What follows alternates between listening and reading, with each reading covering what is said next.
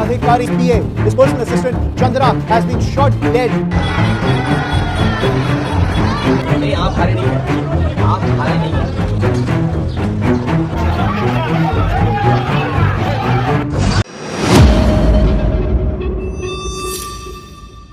बंगाल में कुछ बड़ा होने वाला है। बंगाल में फिर से खेला होने वाला है। क्या बंगाल में एक बार फिर से उलटफेर होगा?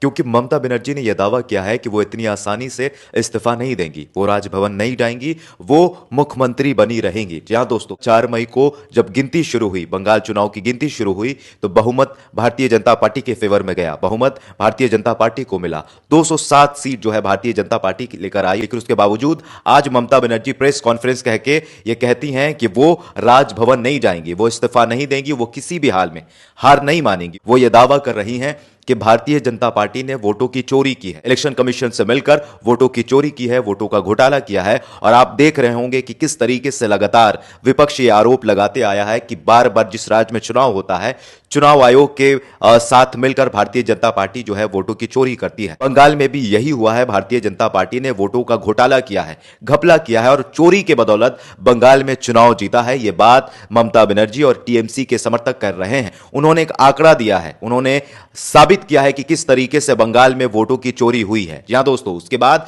आपको बताएंगे कि किस तरीके से जब फेवर भारतीय जनता पार्टी के पक्ष में गया, जब रुझान जो है भारतीय जनता पार्टी के फेवर में गया और यह पता चल गया कि बहुमत भारतीय जनता पार्टी को मिला है, तो किस तरीके से बंगाल में अराजकता फैल गई, हिंसा बढ़ गई, जगह जगह पर जो है तोड़फोड़ किया जा रहा है, टीएमसी के कार्यकर्ताओं को पीटा जा रहा है, मुसलमानों के मोहल्ले में जाकर जय श्री राम का नारा लगाया जा रहा है। जो मंजर पिछले 15 सालों में बंगाल में देखने के लिए नहीं मिला है, बंगाल की राजधानी कोलकाता में देखने के लिए नहीं मिला है, वो चीज महज 24 घंटे के अंदर जो है कोलकाता और बंगाल में देखने के लिए मिला है। पूरे बंगाल से ये वीडियो आया है। इस वीडियो को देखिए और अंदाजा लगाइए कि अगले 5 साल तक अगर भारतीय जनता पार्टी हुकूमत में रहती है, भारतीय जनता पार्टी की सरकार बन जाती है, तो क्या होगा बंगाल में, किस तरीके से हिंसा बढ़ेगी और महिलाओं को कितना सम्मान देती है ये पार्टी, महिलाओं को कितना सम्मान करती है, आप इस वीडियो से अंदाजा लगा सकते हैं। और आप देखिए किस तरीके से भारतीय जनता पार्टी ने वोटों की चोरी की है, किस तरीके से भारतीय जनता पार्टी ने घोटाला किया है। एक एक्स यूजर ने आंकड़ा पेश किया है, आंकड़ा दिया है, ट्विटर पर पोस्ट किया है। जरा इस ट्वीट पर नजर डालिए। मतगणना पूरी तरह समाप्त होने के बाद बंगाल विधानसभा का परिदृश्य। बंगाल विधानसभा का यह आंकड़ा जो है ये दिखा रहे हैं 2021 का। इस आंकड़े के बाद 2026 के आंकड़े पर नजर डालिएगा और समझिएगा कि किस तरीके से बंगाल में धांधली हुआ है, वोटों की चोरी हुई है। दुष्यंत नगर एक एक्स यूजर हैं, वो ट्वीट कर लिखते हैं, वो आंकड़ा पेश करते हैं 2021 का। 2021 विधानसभा चुनाव 294 सीटों पर हुआ था। तृणमूल कांग्रेस को 2,89,68,281 वोट, लगभग 48.02% वोट शेयर मिला। 215 सीटें 2021 में आई थी टीएमसी को। वहीं भारतीय जनता पार्टी को 2,29,05,474 वोट यानी 37.97 वोट शेयर जो है 2021 में भारतीय जनता पार्टी को मिला था। जी हां दोस्तों, दोनों के बीच जो वोट का अंतर था वो लगभग 60 लाख वोट का अंतर था। अब 2026 के वोट शेयर पर नजर डालिए और कितने लोगों ने भारतीय जनता पार्टी को वोट किया और कितने लोगों ने टीएमसी को वोट किया, उस पर भी गौर करिएगा। यह 2026 का आंकड़ा है। 2026 में भारतीय जनता पार्टी को 2,92,18,815 वोट मिले यानी 45.85% वोट मिले, 206 सीटें मिले। और तृणमूल कांग्रेस को 2,60,02,017 वोट, लगभग 40% वोट तृणमूल कांग्रेस को मिला। 81 सीटें जो है इस बार आई है। दोनों के बीच में जो वोट का अंतर था वो 32 लाख था। बीजेपी के पक्ष में जो है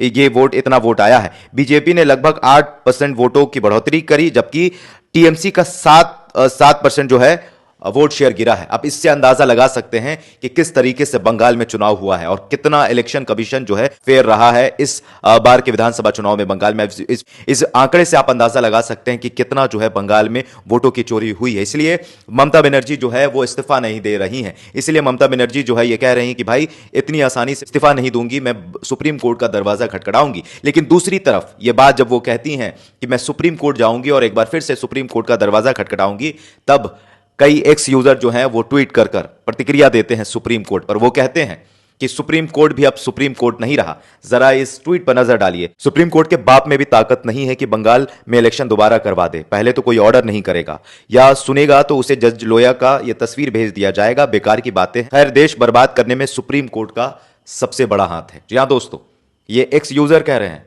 कि सुप्रीम कोर्ट के बाप में भी ताकत नहीं है। अगर ऐसा हुआ, ऐसा सुप्रीम कोर्ट को लगा या ममता बनर्जी ने कोई सबूत दिया सुप्रीम कोर्ट को कि भाई देखिए कि किस तरीके से बंगाल में वोटों की चोरी हुई है, तब भी जो है लोग कह रहे हैं कि सुप्रीम कोर्ट के बाप में भी ताकत नहीं है कि बंगाल में दोबारा इलेक्शन हो। सुप्रीम कोर्ट ने देश को बर्बाद कर दिया है। तो इस तरीके से सुप्रीम कोर्ट से लोगों का विश्वास जो है उठता जा रहा है। जी हां दोस्तों, उसके बाद देखिए कि किस तरीके से बंगाल में हिंसा होती है। भारतीय जनता पार्टी की जहां जिस राज्य में सरकार बनती है, किस तरीके से लॉ एंड ऑर्डर जो है वो फेल हो जाता है, प्रशासन दर्शक बन जाती है, और जो भारतीय जनता पार्टी के समर्थक होते हैं वो किस तरीके से हिंसा बढ़ाते हैं, हिंसा करते हैं, तृणमूल कांग्रेस के कार्यकर्ताओं को मारते हैं, पीटते हैं, मुसलमानों के मोहल्ले में जाकर जय श्री राम का नारा लगाते हैं। सना भाई अंसारी करके एक शख्स हैं, उन्होंने ट्वीट कर यह बताया है कि बंगाल का क्या हाल है, क्या इस वक्त मौजूदा हालात हैं। अब बंगाल भी गुंडों और मवालियों के लिए स्वर्ग बन जाएगा। बंगाल की जनता ने ममता बनर्जी को नहीं हराया, यह बात बीजेपी समर्थक भी अच्छी तरह जानते हैं। देश में अब ना कोर्ट, ना कानून बचा है, ना लोकतंत्र बचा है। बंगाल की घटना ने यह साबित कर दिया। जी हां दोस्तों, अब सबका विश्वास उठता जा रहा है इस देश के कोर्ट से, इस देश के सुप्रीम कोर्ट से, इस देश के संविधान से, इस देश के लोकतंत्र से। क्योंकि जो हाल बंगाल में देखने के लिए मिल रहा है, उससे साफ यह अंदाजा लगाया जा सकता है कि भारतीय जनता पार्टी ने कैसे चुनाव जीता है, किस तरीके से ज्ञानेश कुमार ने दोस्ती निभाई है भारतीय जनता पार्टी के साथ, किस तरीके से ज्ञानेश कुमार का सहयोग रहा है भारतीय जनता पार्टी को। कई लाख वोट कटे, कई लोगों ने सुप्रीम कोर्ट का दरवाजा खटखटाया। ममता बनर्जी खुद सुप्रीम कोर्ट जाकर जो है उन लोगों के लिए लड़ती हैं, उन लोगों के लिए आवाज उठाती हैं जिनका वोट कटा है, लेकिन उसके बावजूद सुप्रीम कोर्ट चू नहीं बोलता है। अब इस ट्वीट पर नजर डालिए। कोई इरफान पठान है, वो एक्स यूजर हैं, वो लिखते हैं कि ममता बनर्जी की सरकार में जो गुंडे दबकर बिल में बैठे थे, बीजेपी सरकार आने के बाद सब बाहर आ गए हैं।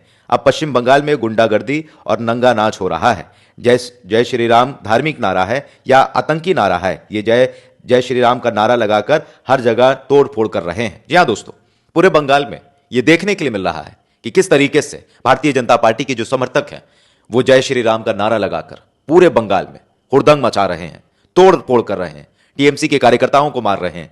जरा इस वीडियो को देखिए, इन विजुअल को देखिए। यह सब बंगाल का है। जी हां दोस्तों, यह मणिपुर का नहीं है, या फिर यह इजराइल का मंजर नहीं है, यह गजा का मंजर नहीं है, यह ईरान का मंजर नहीं है, यह भारत का मंजर है।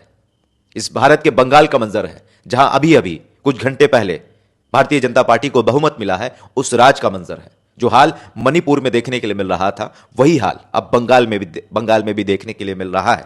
जो शांति पिछले 15 सालों में बंगाल में देखने के लिए मिल रही थी, अब महिलाएं भी असुरक्षित महसूस कर रही हैं। जी हां दोस्तों, देखिए इस वीडियो को कि किस तरीके से महिलाओं का सम्मान करती है भारतीय जनता पार्टी और उनके समर्थक।